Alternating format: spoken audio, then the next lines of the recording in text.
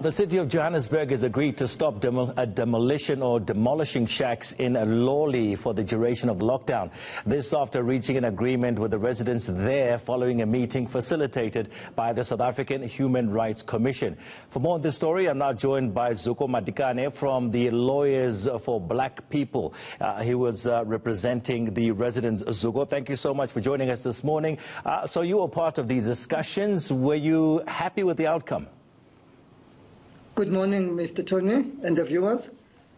I must say it was quite a progressive step from the City of Johannesburg, as well as the Human Rights Commission, to facilitate this process.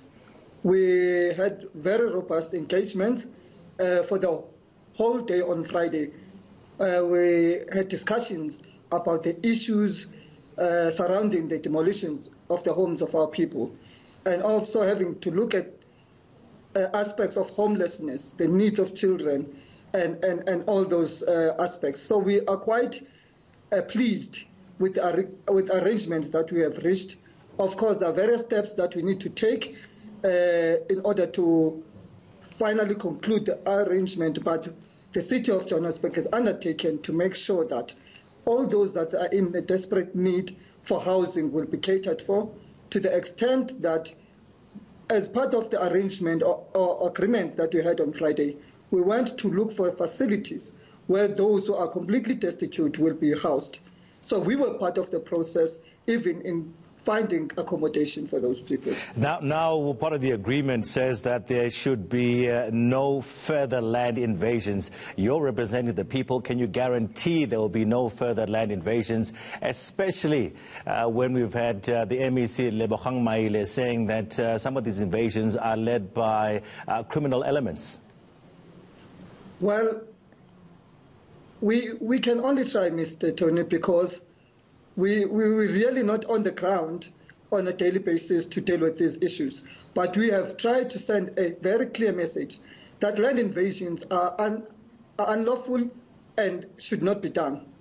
But be that as it may, we want to reiterate the fact that we have noted that there are some elements of criminality where people are selling land to vulnerable members of community who are in need for housing. That should not be acceptable, and we will work with the city in ensuring that we root out all those who are part of those criminal acts. So COJ, City of Johannesburg, agreed to provide a temporary shelter for those residents. As that started to happen, and where will they be sheltered? Do you know? Yes, as I mentioned earlier, that we were part of the process with the South African Human Rights Commission, the Legal Resource Center, Center for Applied Legal Studies, and other attorneys who were part of this process in representing the community. We went to see some of the facilities. One is in Lenasia and another one close to Soweto, where we checked, but unfortunately, due to these criminal acts that we are currently facing in our country, some of the facilities which the city may desire to place our people have been vandalized, but they've undertaken to fast-track the process of ensuring that they are refurbished and that people will be accommodated as soon as possible. So some of the people who are invading this particular land or these pieces of land, we're talking about extensions 4 and 5 in Lawley there. Why are they invading this land in the first place? Were they promised housing before, and are they now impatient? Why are they doing so? Thank you very much, Mr. Tony. What one has to understand and take into account is the fact that Gauteng itself is backlogged. It has a huge backlog in terms of housing. There's over 1.2 million houses that still need to be afforded to our people. I must say that the province in 2018 had adopted what we call the Rapid Land Release Program, which looks at the available land that is owned both by the city and the province, where that land should be given to communities in the closest proximity of that land to build themselves houses, where the city as well as the province may look into providing them with service stands.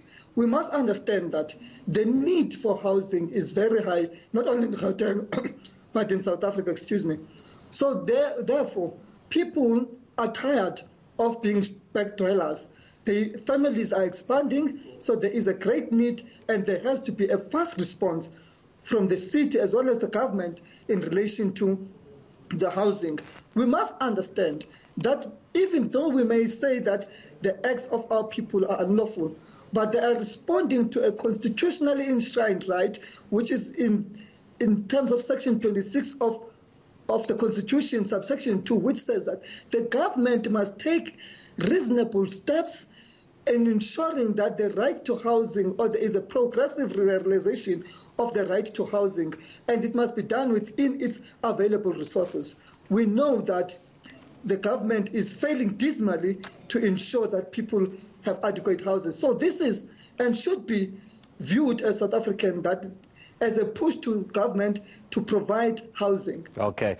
All right. Thank you for speaking with us. That's Zuko Madikane from the Lawyers for Black People. The City of Johannesburg has agreed to stop demolitions and provide a temporary shelter, that is to Lakeview residents in the Lawley area in Johannesburg.